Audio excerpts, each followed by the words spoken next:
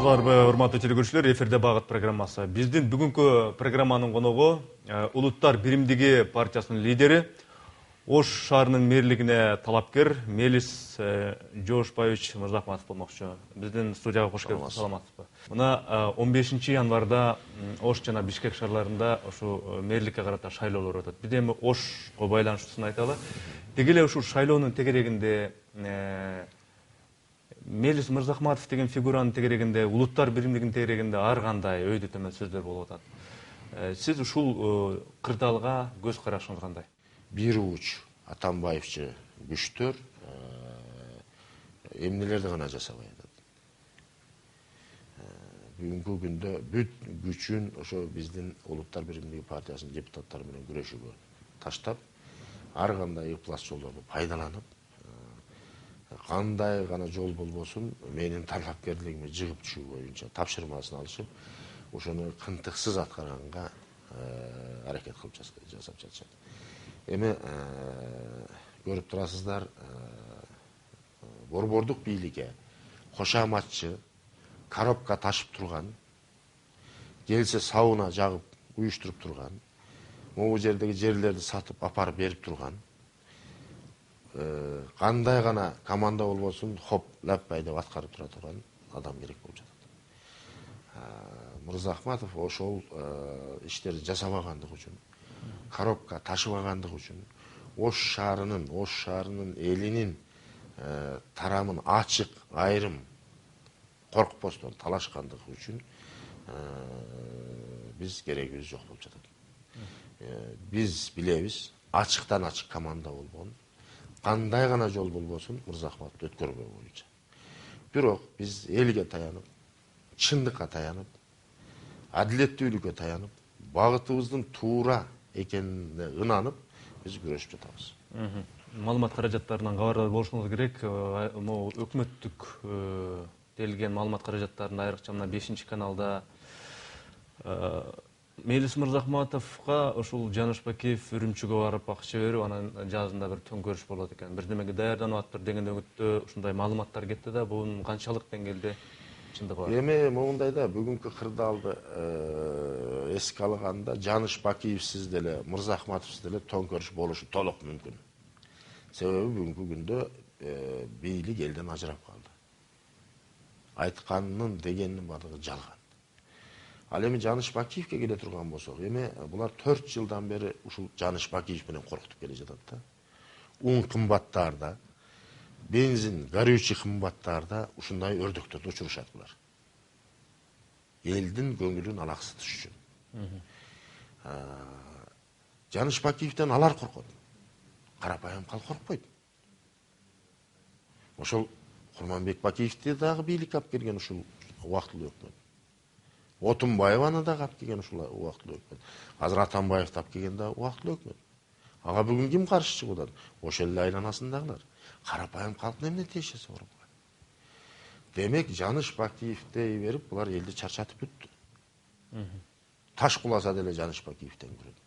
Бензин кымбаттаса деле вот келе жатат, мына басып алат деп. Эми могундай да карапайым калк андан коркпой калган. Өздөрүнүн катачылыктарын, өздөрүнүн каразгөйлүктөрүн жабыш үчүн ошентип ар кандай өрдөктөрдү учуруп турушат. Буга карапайым калк ишенбей деле калды. Эң өкүнүчтүүсү, бизде Кыргызстанда 2 идеологиялык лагерь, зона болуп калды.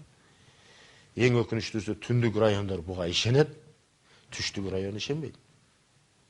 Болуптур. Булар эмне кылып койду халкка? Элге эмне кылды? Мына чек ара маселесин карайлы. Үйүнө чейин келип, контрольный башына атып кетип атат. Кыргыз жарандарын залогко алып атат. Эмне жасап койду? Мына электр энергиясын кымбаттатабыз деп атат. Un 100% кымбаттады. Күйүүчү майлоочу майлар 200% кымбаттады. Эмне жакшылыгы бар бу бийликтин? Мына эми азыр түндүк түштүк кылып чабыштырып атышат. Колотко, партияга бөлүп. Булардын таянганы ким бүгүн? Бүгүн булардын таянганы кечеги Бакиевчилер. Мына бүгүнкү Ош шаарынын мэринин шайлоосунун айланасында Кызыктар күчтөр кимдер? Кечээ келе ошол Жаныш Бакиевке кошамат кылып жүргөндөр. Мына караңыздар. Мүмкүн биз күрөшүп аткандырбыз Жаныш Бакиевдин күчтөрү менен. Мүмкүн Жаныш Бакиев аларга акча бергендир. Мына ошондой бу жерде суроо көп. Эми айтып койсо эле калк ишене берет экен деп эле ойлоп чыгарып атышат. Бирок ар бир айтылган сөз калктын кыжырын кайнатып атат.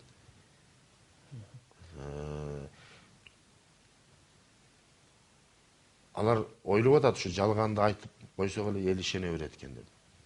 Карапайым калк эч качан ишенбейт. Жаныш Бакиев болобу, кимиси болот, калкка баары бир жакшы жашаса болду. Ким жакшы жашоону тартууласа, ошого рахматын айтышат. Бирок тилекке каршы мына жакында 1-2 айдан кийин 4 жыл болот. 4 жыл. Эми бийликке келгенде кана Ширшовдун схемасын тапканы. Булардын. Кана коррупцияны жок кылганы. Мына Ахмат Келдибековду 2003-жылы коррупция кылыпсың деп камап атат. Биринчи 2013 менен күрөш. 2014 менен күрөш. Анан 2010, 9, 6, анан 3 жыл кылып бар. Эми буларга каяш айтканды туура эмес кылып атасың дегендин бардыгына чаба беребир. Эми ал болбойт. Ал болбойт. Бирди камайт, 10ду камайт, 100ду камай албайт. Ушул Мелис Мырзахматов деген фигурага ушунун тегерегинде жасалып аткан тоскоолдуктарга президенттин эмес, балким анын тегерегиндегилерин бизге эле коюңуз, биз өзүбүз бүтүрөбүз буягын деп, балким анын тегерегиндеги команданын ишидир бул, же андай эмес. Эми биз ушинтип өзүбүздү алаксытып келгенбиз. Ой, Акаев билбейт буну, аялы менен эле баласы кылып атат деп. Анан эми кийин, ой, Бакиев билбейт, буну иниси менен эле баласы кылып атат деп. Азыр дагы ошондой жомок да. Ой, буну Атамбаев билбейт, буну жасап атат деп. Эми кээ бир маселелерди билбей калышы мүмкүн. Маселен, мына милицияны, карапайым милицияны, мына тосуп турган милицияны өздөрү барып урдуруп атат. Спортсмен балдарды чакырып, уруп, анан кийин ал жака жазып атат. Вот Мырзахматов бийликти басып алайын деди эле, таш менен салып атканда биз зорго коргоп калдык дегенде. Мүмкүн аларды билбейт. Бирок бардык команда биринчи кабинеттен кетип атканын биз билебиз. Эми кантип ата, үй бүлөнүн атасы, келин эмне кылып атат, кызы эмне кылып атат, баласы эмне кылып атат, билбейт. Андал семьянын кожоюну эмес. Ошонун эле кеп бул да. Анан ал билбей атат айланасында, айланасына ошондой адамдар топтогон. Аларды жогору коет. Өзү айтат, вот Бакиевчилер менен коркутат. Жаныштын эң жакын адамдары алы карашып ошогонор жанында жүрөт го. Маселен. Андай мына айткан сөзү менен жасаган иши дал келбейт президенттин. Дал келбейт. Мына мен 5 жыл ушул шаарды башкардым. КТРдин сүйлөгөнү жалган. Мына силер Азаттыктан көрсөтпөй койду Батукаевдин ишин, туурабы? Өчүрүп салды. Силер көрсөттүңөр. Мына чындыкты элге жайдыңар. Сиздин ушу азыркы айткан ойлоруңузга караганда, мына 15 январда шайлоо болгон атат. Бул шайлоонун таза өтөрүнө, калыс өтөрүнө деги эле ишеним жок. Күч колдонобуз деп атат. Элди алдап, башын айландырып жатышат. Маселен, өткөнкү митингде эле мына бу мурдагы селхоз техникум бар. Айыл чарба техникум, азыр селхоз институт болду. Ошонун артында балдарды топтоп, анан милицияны таш менен урдуртуп. Эми убакыттан пайдаланып, мына ата-энелерге айтып кетейин, урматтуу шаардыктар, урматтуу ата-энелер, балаңыздар кайсы күчкө кызмат кылып атат? Кимин кол жолугун айлантат, бир контрол кылып коюңуздар. Могу бийлик ары кандай провокационный жолдорго алып барып, өздөрү курук чыга берет. Мына 2005-жылы ошондой болгон, 2010-жылы ошондой болгон. Ошондуктан бир контрол кылып коюңуздар. Аларды алдап атканын биз билебиз. Анан спортсмен демиш болуп эле балдарды топтоп алып эле мына эл менен кагылышууга, эл менен күрөшүүгө, эл менен чабышууга үндөп тизип алып атышат. Ал туура эмес. Дайым эл чындык эл тарапта болуп келген. Дайым эл жеңип келген. ошондон бир уч тиги кандай десем Атамбаевчи күчтөрдүн колжоолугуна бала чакаңыздарды айлантпаңыздар. Эл тарапта боло бериңиздер. Дайым эл калыс, эл чечип келген, эл күчтүү. Сиз мэр болуп иштеп турганда күндөрдүн бир күндө эле Ак үйгө чакыртылдыңыз. Премьер-министр Жантөре Сатыбалдиевдин буйругу менен кызматтан бошодуңуз.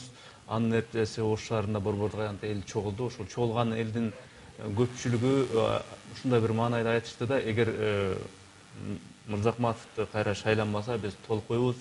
Бул жактан жаштар турат, жакта тиги атчандар турат керек болсо деп.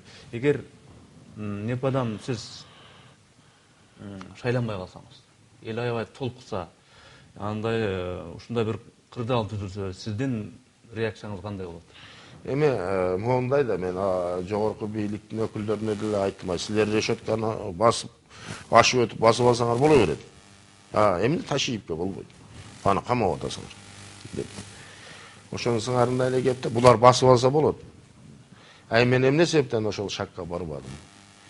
Алар бүт тиги өзүнүн дежурный каналдар аркылуу айтмакчы, ой бул амал параз, буга кресло эле керек, андай мындай деп. Мен айтып атпаймынбы, идеологический лагерь эки түндүк түштүк дегендей. Тиги жака мени жаман көрсөтмө, ошондон мыйзамдуу жол менен барайлы дедик. Эми бардык параметрлер боюнча көрүнүп калды. Бул бийликтин айласы кетти. Жалганы да түгөндү. Өрдөгү, учура турган өрдөгү да түгөндү. Экономика кургуйга кулап кетип атат. Бир жаң күйгүзүп иштеген адам жок. Мына азыр бүгүн Ошто эле карагыла. Бир уч Атамбаевчи, СДПКчы күчтөр бардык жерди контролго алган. Карапайым халкка күн жок. Уруп согуп атат, камап атат, тушап атат, соттоп атат. Элдин кыжыры келип бүттү. Эл жарыла турган деңгээлге жетти. Мындай эч качан болгон эмес. Мен ачык эле айтайын, биз эмне колониябызбы? Үн кайрыган, жок туура эмес болуп атат деген эле жигиттерди барып камай береби? Ошол эле Ташиев, ошол эле Келдибеков, ошол эле Шайлоо Атазов. Шайлообек Атазовго кылмыш ишинин ачылышы, андан кийин мына Замандаш партиясынын Нурадил Жолдошев депутат, ошого байланышкан кырдаал. Ага чейин эле бир депутат маркум каза болуп кетти, ар кандай кысымдардан улам.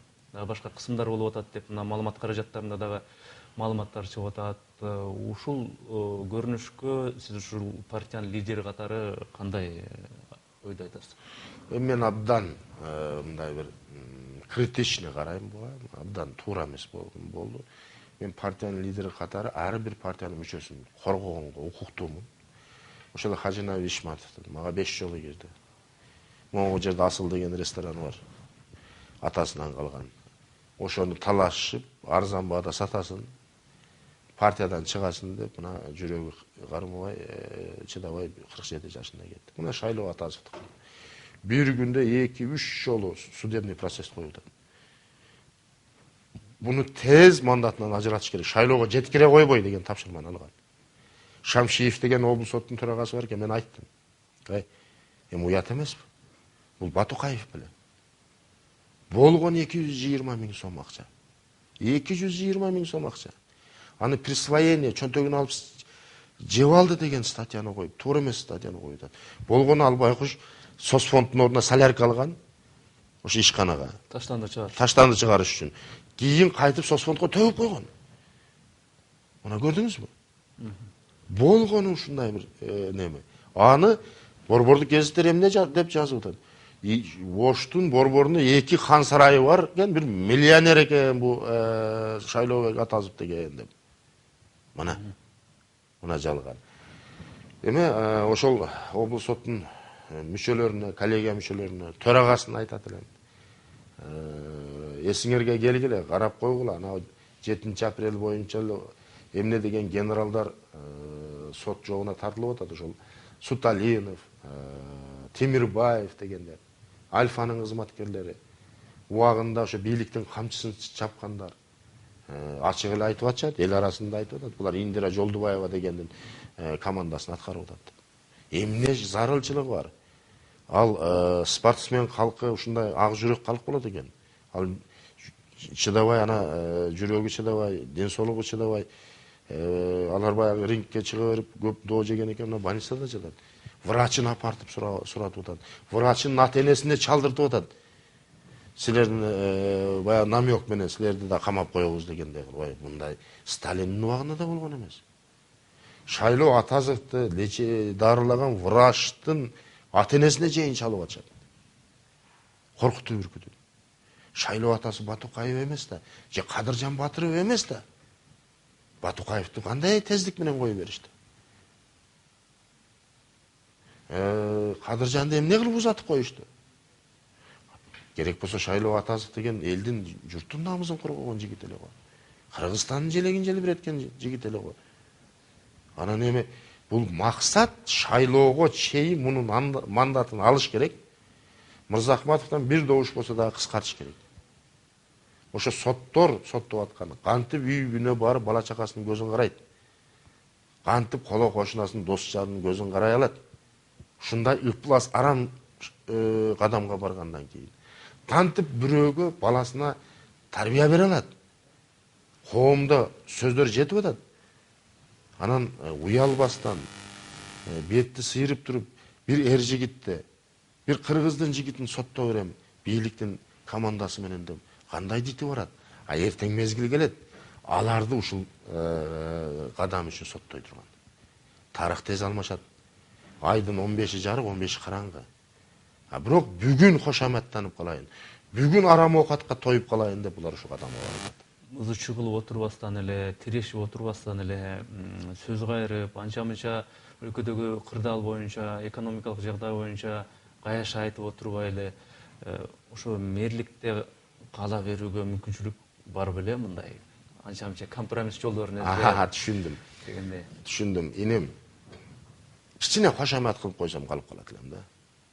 А бирок мен кресло амал талашпай атам биздин сөз менен. Мен намыс талашып атам. Тебеленген намызды талашып атам. Тебеленген намызды. Бу амал деген колдун кири келет кетет. А бирок намызды кайтара албайсың. Жигит кишинин намызы тебеленгенден кийин аны көтөрө албайсың. Демек биздин күрөш намыс талаш. Кыргызстандын келечегин талаш. Оштун келечегин талаш. Амал талаш эмес. Мен интернеттеги социалдык түйүндөрдөгү ушу анча-мынча суроолордун көбүн иргеп көрсөм, мындай бир каалоо иретиндеби же суроо десем болобу. Эми ушинтип бирине бири мындай тирештире бербестен компромисске барып, чогуу бир пикирге келишип, жогору жактан бул жака бут тоспой же болбосо ушинтип тирештире бербей, бир пикирге келишип бир иш кылса кандай болот эле деген каалоолор бар. Пикирге келиш үчүн моундай да. Президент айланасындагы кошоматчылардан айырылыш керек. Жалган маалыматка ишенбеш керек. Элдин үнүн угуш керек. Моундай элдин байлыгын сатпаш керек. Мына Кыргызга газ сыяктуу, Камбарада мына кум төр маселелерин. Мына ар бир кыргыздын жигити ал Атамбаевдики, Мырзахматов же Кыязовдуку эмес. Бул ата бабадан калган биздин байлык. Аны сатканга, бери бергенге, $1 бери бергенге эч кимдин акысы жок. Кеп мэрлик креслода эмес, саясий көз карашта болду. Биз айтып атабыз, могу болбойт. Бул мамлекет болбой калды. Бул башкаруу эмес. Айтыңыз, азыр бир справка бекер жазылабы? Жазылбайт. Азыр бир сот процесси бекер өтөбү? Эл айтып атат, өтпөйт. Эмне себептен тандап мына май талканды жеп отурушат. Эмне аларга кылмыш иши козголбойт? Коррупция маселеси көтөрүлбөйт. Себеби алардын долясын берип туруп аткандыр мүмкүн. Ошондуктан алар баягы өзүмкү, өзгөнүкү дегендей мамиле болот. Ал менде эмес проблема. Проблема ошол жогору жакта. Биз айтып атабыз, мамлекетти жакшы башкар. Бул болбойт. Жалганды айтпа. Кыргызстан деген корабль бөлөк жакта карап сүзүп кетип атат. Багытын өзгөртөйлү. Бул чөгөт. Карапайым калк ушуну сезбей атат. билбей атат. Кеч болуп калды электе бурайлы. Бирдиктүү коом курайлы деп. А булар эмне деп атат? Атайылап жогорку мамлекеттик деңгээлде түндүк түштүк кылып бөлүп атат. Сиз жөн эле каяш айтып коюң элең. Анан айтып атат. Ой, түн түштүктө көтөрүлгөн атат. Түштүктө моундай болуп басып алган атат бийликти. Десе, конечно, түндүктүн эле баягындай кооптонот да. Керек болсо жек көрөт. А себебин алар айтпай атат. Маселен ошо июнь окуяларын эле мына азыр түндүктөн барып сурасаңыз билбейт. Трагедиянын масштабын билбейт. Аны көшөгөлөп, пардалап билгизишкен эмес. Ай, бул жерде эмне деген трагедия болду? Себеби эмнеде? Максат эмнеле? Жок. Жабышат, жашырышат. Ошол эле Баткенде болуп аткан чек ара маселелерин жаап жашырышат. Анан эми ачык эле айтайлы, мындай жоорукчосун жакшылыкка алып келбейт. Түбү барып жакшылыкка алып келбейт. Мамлекеттин тамыры түркүгү таможняның начальниги, милициянын начальниги, же болбосо КГБнын начальниги же прокурор эмес. Мамлекеттин түркүгү карапайым халк. Алар убактылуу өзүнүн кызыкчылыгын ойлогон жемкорлор гана. Улуттун нарк насили, керек болсо авири, намызы карапайым халкта кетменчи да. Биз ошолордун тарабындалашып атабыз. Акыркы учурларда ушу айрым коомдук ишмерлер биз парламенттик өлкөдө жашап атканыбыз менен баары бир бийлик бир адамдын колуна, демек президенттин колуна топтолуп калды деп атат да. Эми ушуга эле мындай параллелдүү карай турган болсок, партиялар дагы мындай кырдаалды да. Мисалы үчүн бизде көп партиялар бир лидер түзөт, анан ошол эгер лидерсиз ал партияны элестетүү мүмкүн эмес да. Мындай лидер жок болсо ал партияда жок да. Көпчүлүк айтышат, бул негизи партия, бул идея үчүн биригиш керек деп. Мисалы үчүн ошол жагынан алганда Улуттар биримдиги партиясы бул идеянын партиясыбы, же болбосо бир адамдын партиясыбы? Мисалы үчүн Мелис Мырзахматов эгер ал партияда болбосо, ал партия урап түшүп калбайбы? Идеясы кете береби, же болбосо деген. Маселе моундай да, бизде кээде Эрнис Кыязов партия түзүптүр, жакшы жигит, кой союп берип атат, футбол өткөрүп берип атат, тиги улак тартыш берип атат деп кире берет да. Негизинен республикачы деген эмне, демократ деген эмне, либерал деген эмне, консерватор деген эмне деген айырмасын билишпейт. Мен айтып коеюн, биздин партия консерваторлордун партиясы. Өзүңүз да консерватизм. Ооба. Биз мы сторонники нравственности. То есть адеп ахлак, уят сыйыт, авирдин сактоочуларыбыз. Бүгүнкү заманга тууралап. Пара алба, бирөөнүн акын жебе, калпак кийип жүр, ала тоону сыйла, мамлекеттин бүтүндүгүн сакта, жылаңаш жүрбө дегендей кеп. Маселен бүгүн эмне болуп атат? Баары жалган. Баары жалган. Героин сатып мечит салышат. Ханкооздор. Же таможнядан пара алып, иксан Кудай өткөрүшөт. Кечке пара алып, кечинде намаз окушат. Жалган. Кудайды алдагысы келет. Кудай менен дос болуп алгысы келет. Калп эле демократ болуп алат. Өздөрү диктатор. Калп эле парламентаризмдин тонун жамыгысы келет. Самом деле өздөрү узурпация кылып алып атат бийликти. Жок, биз айтып атабыз, салттуулуктун партиясы болойлу. Кыргыздын илгертен келе жаткан каада салты бар. Ошо менен жашайлы. Мына Англияда консерваторлордун партиясы бар. Ата бабасы 1000 жыл мурун парик кийип келген, азырда лордтор палатасы парик кийип отурат. Эмне себептен жолук салынсак болбойт? Мына менин акыркы кадамдарды билесиңер. Кепка кийсе болот, мини юбка кийсе болот, а жолук салынса болбойтмуш. Ана мен айттым, саясий жоопкерчиликти мен алам. Салына бергиле жоолугуңарды. Мени да жоолук салынган эне төрөгөн деп. Мына кептин баары ушул жалганда болуп атат. Кептин баардыгы жалганда болуп атат. Мына акыркы Рахматулла ажы менен болгон случайны карагыла. Кыргызстандын муфтийинин төшөгүнө кирип атышат булар. Эң ыйык адамдын төшөгүнө кирип атат. Саясат. Ошондон кийин бирөө ишенеби? Болгону ажыдан түшкөн доляны бөлүш. Ошонун жаңжалы болуп келе жатат Кыргызстанда. Аны карапайым калк билип турат. Анан кийин пара алып, байып алып, элдин терисин сыйрып байып алып, анан благотворитель, меценат, боорукер болуп көрүнгүсү келишет. Элдин көзүнчө калп эле намаз окуп калышат. Кечкилүүн ылжып мас. Көрүп атпайбызбы? Өз көзүбүз менен. Кудайды оозунан түшүрүшпөйт. Кечке пара алышат.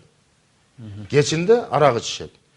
Мына кептин бардыгы жүрөктөн, намыздан.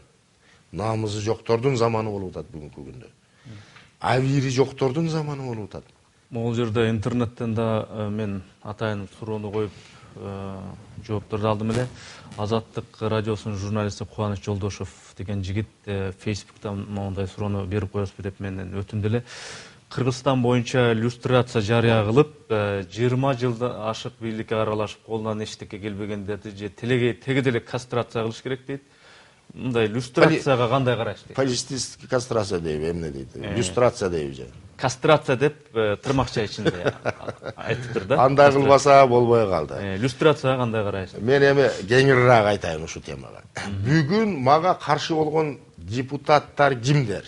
Мелисти өткөрбөш керек. Любой ценой өткөрбөш керек кимдер? Кечээ эле Бакиевке кызмат кылып жүргөндөр. Мына Ош району деген жер бар, Чынар деген жер бар. Ошол жерде самсакана болгон. Чынардын алдында. Туалетин прямо каналга түшүрүп койгон ажы бир Хакимов Акрам деген ажы киши бар. Республика партиясынын депутаты. Мен бардым дагы, ал жер болбойт, мыйзамды бузупсуң. Кантип ушул болсун? Төмөн жакта жаш балдар бул каналга киринип атат. Бул жер беришке мүмкүн эмес. Деп ал жерди алып, Ош райондуктарга жакшынакай парк кылып койдум. Ал ошон үчүн мага эртең каршы добуш берет. Мамлекет, улуттун тагдыры, Оштун келечеги үчүн эмес, жеген жеминен айрылып калган үчүн, арам оокатынан айрылып калган үчүн мага каршы добуш берет. Анын жанында заправка турат. Ош Ойл деген. Азамат Арапбаев деген Ата журт партиясынын депутаты. Бүгүн Атамбаевчы болуп кеткен. Элди алдап, Атамбаевка каршымын деп туруп, Ата журт партиясынын депутаты болуп барып, азыр Атамбаевчы болуп кеткен. Ал заправкасындагы кеңири кылып, ошол Чынардын алдына чейин киргизип тосуп алган экен. Аны дагы нарак жылдырып, ошо Чынардын алдында паркка киргиздим эле аймагына. Анын карындашы дагы бүгүнкү күндө Республика партиясынын депутаты. Эртең мага каршы добуш берет. Мына. Анан дагы мен аны өзүм үчүн жасаган жокмун. Аны элге душман ашырып, каршылаш ашырып, ошол жерди жакшынакай кылып, элге белек кылып бердим. Демек, ким запкысын тартып атат азабын? Мырзахматов жалгыз тартып атат. Негизи ошогон акча сунуштаган эмелер болду эле буга чейин. Эми сөзсүз да. Анан дагы ким эртең каршы таштайт? Мага агасы иниси Атамбаевдин жанында жүргөндөр, же Атамбаев бир жугунду берип койгондор, бир должность. Креслосунан айрылгандан коркуп, аркасында калбыры бар, болсо камап коем деп атат. Жеген да өлүшкө. Мына ошондойлор каршы. Аларга баары бир мамлекеттин эмне болуп атат, газың сатылып атабы, суың сатылып атабы, экологияң эмне болуп атат. Бүгүн жашап калса болду. Бүгүн жашап калса болду. Мына ошондойлор эртең мага каршы добуш беришет. Ал эми иллюстрация боюнча абдан туура. Мына мен бүгүн ким менен күрөшүп атам? Кечээги Бакиевчилер менен. Атамбаевга өтө калышты да. Bir gün karşılasan жашыл түс, сары түс, эртеси күнү кызыл түс алар. Түсүн өзгөртүп турат, хамелеон. Ал киши бийликтен түшкөндө аны да сатышат. Аны сөзсүз уже ошого даяр булар. Чөнтөгүндө 5-6 байрагы бар. Ким келсе көтөрө берет. Мына биз ошондойлор менен күрөшүп атабыз. Ошол эле арам тамактар эмне? Байый береби? Ошол эле арам тамактар элди эзе береби? Ошол эле арам тамактар элдин атынан сүйлөй береби? Иллюстрация сөзсүз керек. Сөзсүз керек. Антпесе кыргыз оңолбойт. Bir uç адамдар мына 23 жылдан бери то наркы жээкте көрөсүң, то бул жээкте көрөсүң. То бул байракты көтөрүп жүрөт, то бул байракты көтөрүп жүрөт. Же Атамбаевдикин көтөрөт, андан кийинкисин да даярдап коюшкан. Мына улуттун тагдыры, улуттун трагедиясы ушуда жатат. Абдан анализдеп көрүп, мэрдин шайлоосун, акимдин шайлоосун элге алып чыкпаса болбой калыптыр. Бу депутат дегениң элди алдап, депутат болуп алып, Анан добуш берип. Анан кийин өзүнүн добушу сатып, Содалашып. Инисин же агасын бир амалга кое коюп, Атамбаевга же Бакиевге жакындай коюп, анан кийин элдин атынан алган добушун сатып, тиричилик кылат экен да. Депутат деген нерсеге көпчүлүгүнө айрымдар таза элдин немесин аткаргандар да бар. Депутат деген нерсеге ишенип болбой калыптыр.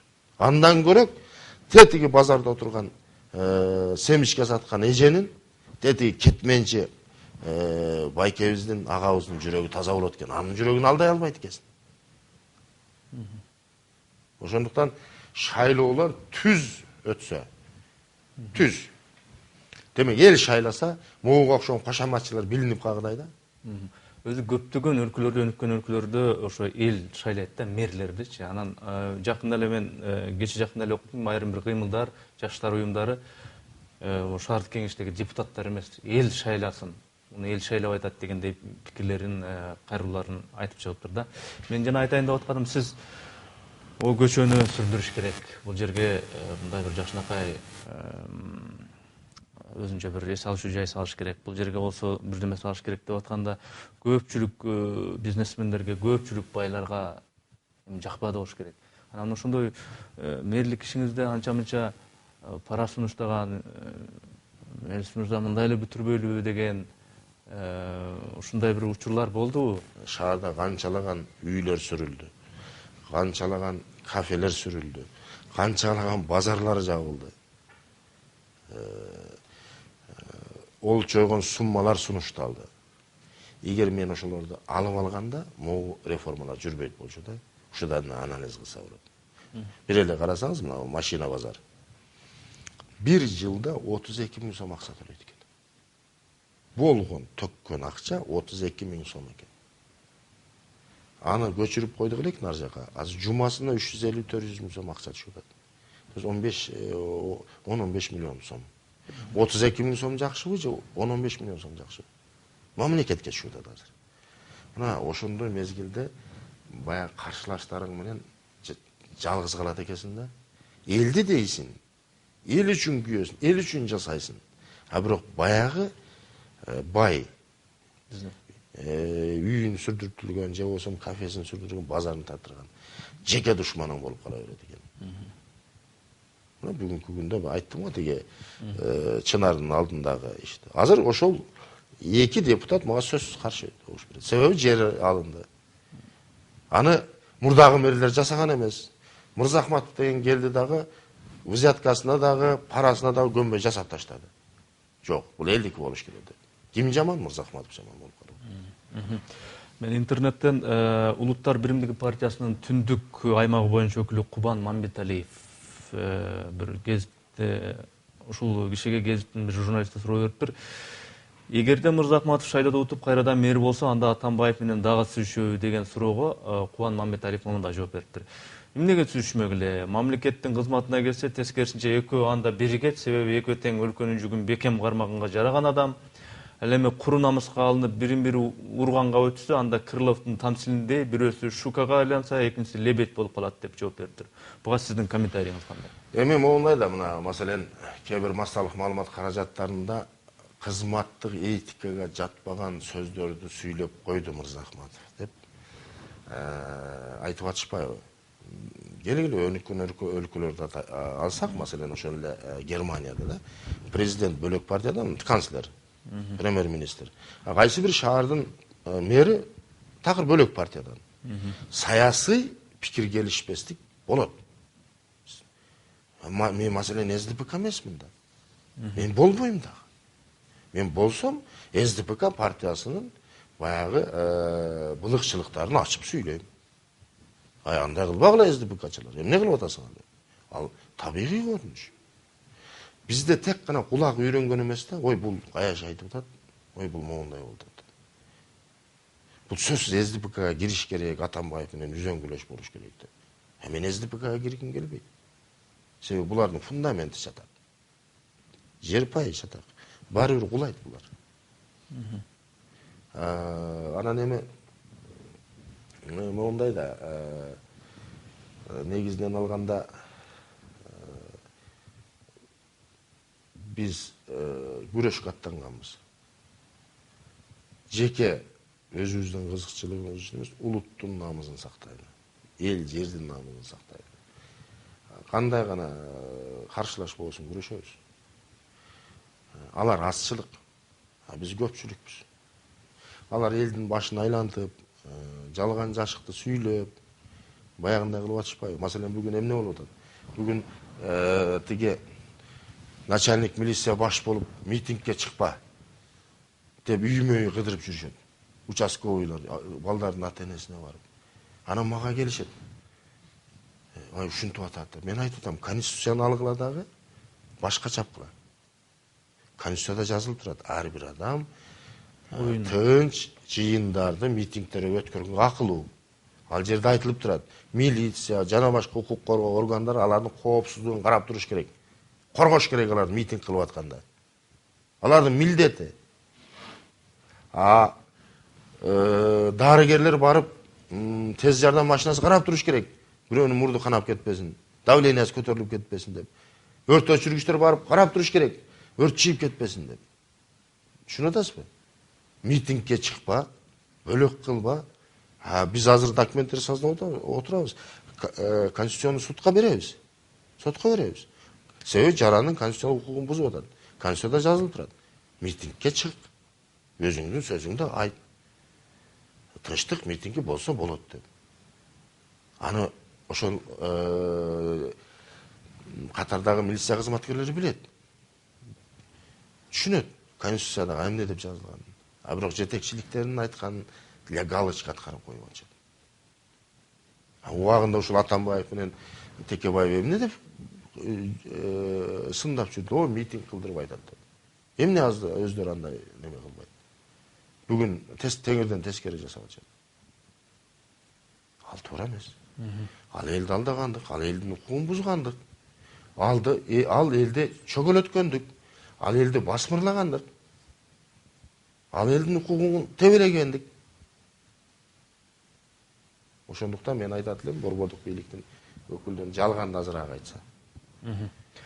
Эми дагы эле кайра келип, могу суроом парламентаризмге байланыштуу болуп атат да. Парламентаризмдин адыркы идеалдыйлары бул ушул боло келчү, мындай артка өңөлүп, бул кемчиликтерибиз бар экен деген сыяктуу майда чүйдө кемчиликтер. Парламентаризм өзү ушундай эле адыркыдай эле болот дегендер да бар да.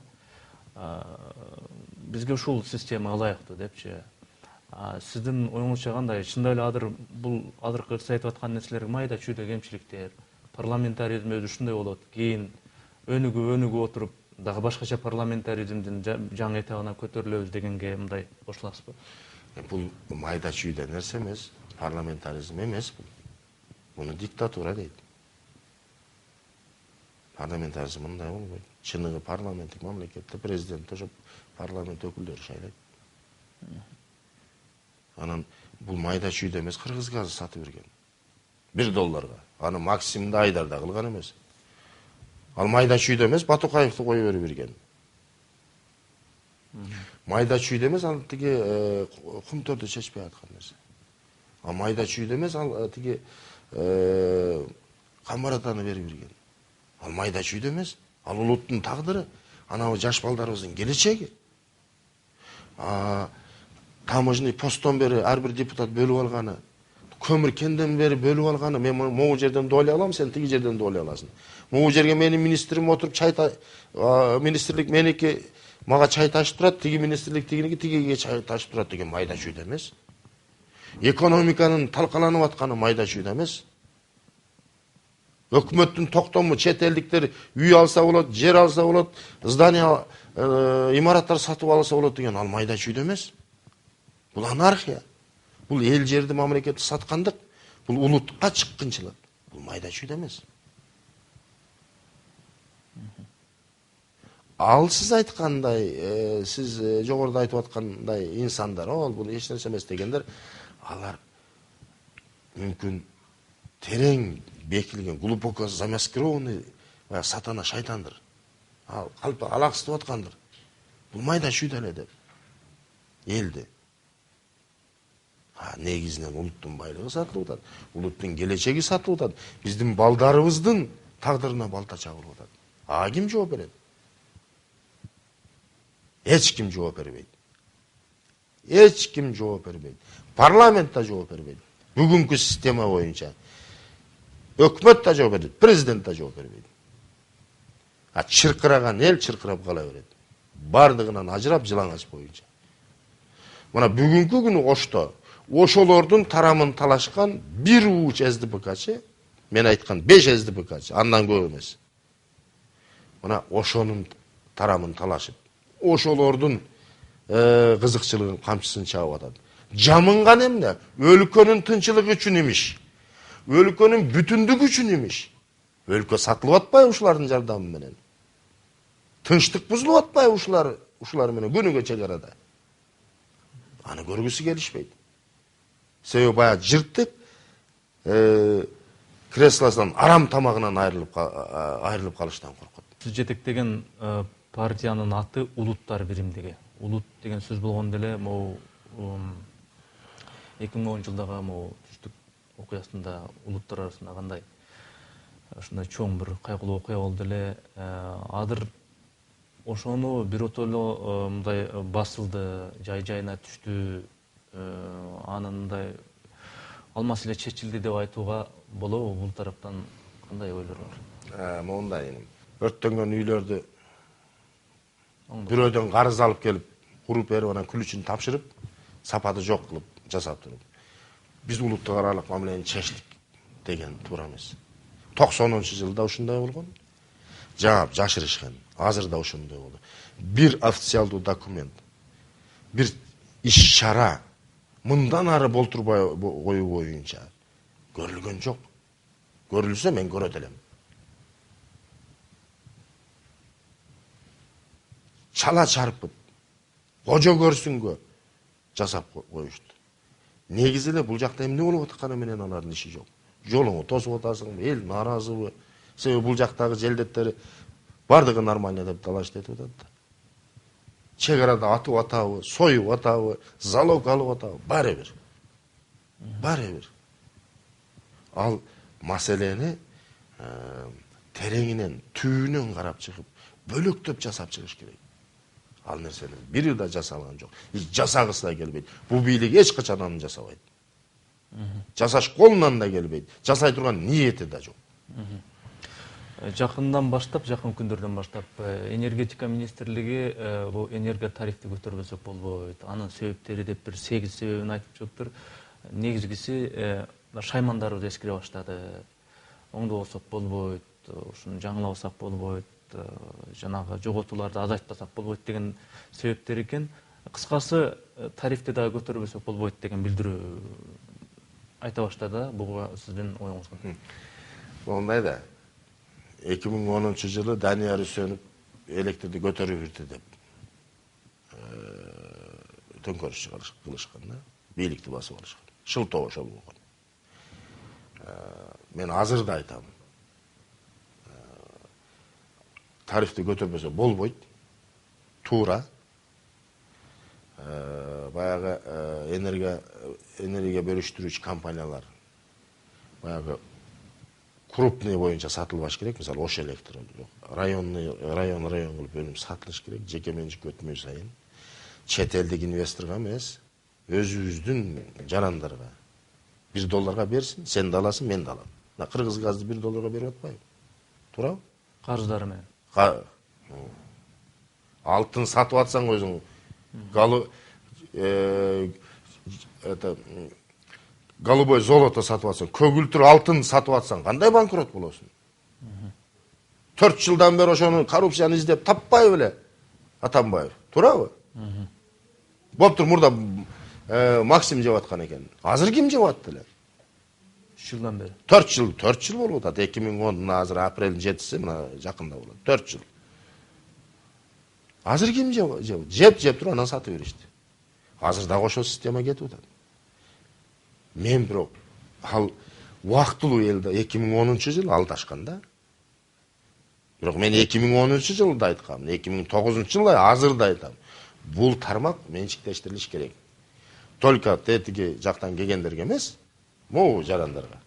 Эрнис Кыязовго, Асанга, Үсөнгө берилиш керек. Бардыгы алат. $1 берсин, алат бардыгы. Жок, сен шапкесин бербейсиң. Ошон үчүн жаап жашырып, тетиги жака изин жашырып сатышат. Мүмкүн уже договор кылып коюшту. Лирикалык чегинүү жасап дейбизби же мындай да суроолор бар экен. Facebook баракчасында Кубаныч Бердибаев деген ушундай тилек айтыптыр. 5 убак намаз окусаңыз жакшы болмок, тегерегиңизге да ошондой адамдар чогулмак, Кудайдан корккон, жалган айтыштан корккон дейт. Намаз окуйсузбу же окубасаңыз окууга ниетиңиз барбы? Бул суроомду сөзсүз берип коюңуз, телевизордон күтөм дептир. Эми мондай, намаз азырынча окуй элекмин. Мен бир нерсе айтайын. Бир иним дайым келип эле хадистен сүйлөйт. Ондай болуш керек, андай болуш керек деп. Анан жүгүрүп эле намаз жумага барып калат. Намаз окуп калат. Анан күндөрдүн биринде көрсөм, баягы иним мас жүрөт. Сен бул эмне кеп десе, мен ушундай болуп калды деп. Мына мен айтам, Кудайга жигитче убада берип атам. Мен азыр ушундай күнөө, менин жашымда намаз окуш керек. Шариатта ошондой жазылган. 12 жаш, 19 жашка намаз оку. Андай деп. Бирок мен Кудайдан искренне, чын жүрөгүмөн кечирим сурап атам. Убакыт келет, Алла Таалам, мен да окуйм. Мен да ажыга барам деп. А тигилердей эмесмин да. Кечке 5 убак намаз окуп, кечинде арак ичип. Же болбосом кечке пара алып, анан кийин кечинде намаз окуп. Же болбосом героин сатып, наша сатып, мечит салып атпайм да. Кудайды алдабай атам. Бирок күнөөкөрмүн. Окуйм, абдан сыйлайм. Башкача айтканда, исламдын коргоочусумун. Ушул өнүксө дейм, таза болсо дейм, чын жүрөгүмөн айтам. Бирок Кудай буйруса, мен да ажыга барам. Тилегеним. Кудай буйруса, мен да намазга ажыгалам. Бирок азыр Алла Тааланы алдабай турам. Эми биздин маегибиз дагы соңуна чыгып калды. Мына жакынкы күндөрдө, саналуу эле күндөр калды, Ош шаарынын мэрлигине карата шайлоо болот. Ошонун алдында сиз инсан катары, атүгүл талапкер катары да эмес, мурдагы мэр катары да эмес, инсан катары сиз ушул шаардыктарга, телекөрүүчүлөргө кандай сөздөрдү айтасыз? Эми мен айтмакмын, качканда Кудай дейт, кууганда Кудай дейт. 40 жыл кыямат болсо, беажал чөмөн өлбөптүр дейт. Алла Таала пешенеңе жазганын көрөбүз. Бирок чыркыраган чындыкты талашабыз. Могу бандиттерге, могу Атамбаевчи күчтөргө, могу жердеги бурмалаганга, зордукчулугуна, провокациясына жол бербейбиз.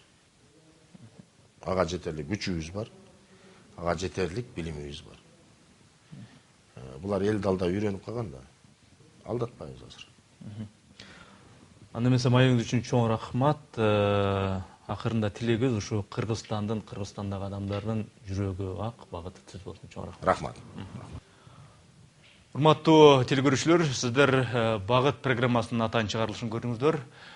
Бизде конокто Улуттар биримдиги партиясынын лидери, Ош шаарынын мэрлигине талапкер Мелис Мырзахматов болду. Көңүл бурганыңыздар үчүн чоң рахмат. Саламатта калыңыздар.